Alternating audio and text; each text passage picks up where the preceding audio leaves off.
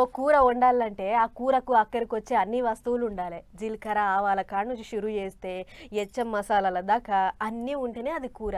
అయితే ఈండ్ల ఏదేసినా ఎయ్యకున్నా నడుస్తదేమో గానీ, ఉప్పు లేకుంటే మాత్రం కూర రుచి పచి ఉండదు. అందుకే అన్నేసి జూడు, నన్నేసి జూడు అంటది ఉప్పు. అయితే గిప్పుడు గీ ముచ్చటంతా మాకెందుకు చెప్తున్నావు మంజుల అనంటే, గా ఉప్పుతోని పెద్ద గండమే ఉన్నదంటుర్రు డాక్టర్లు.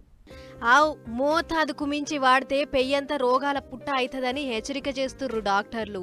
ఎన్ఐఈ అనే ఓ కంపెనీ వాళ్ళు చేసిన ఉప్పు సర్వేలా మన తెలంగాణ ఇంకా పంజాబ్ రాష్ట్ర పోలే ఉప్పు ఎక్కువ తింటుర్రని తేలిందట.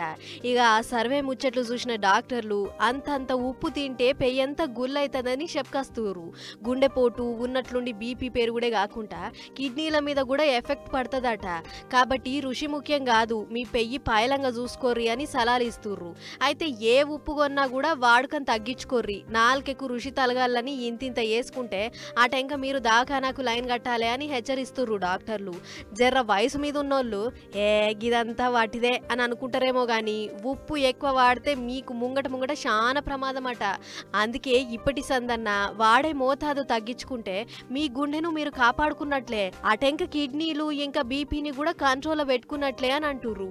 అంతేకాదు ఐసీఎంఆర్ అనే కంపెనీ వాళ్ళు పించ్ ఫర్ ఎ చేంజ్ పేరుతోని ఏ ఉప్పు మంచిది, ఎంత వాడితే మంచిదనే సర్వే కూడా చాలు చేసింది.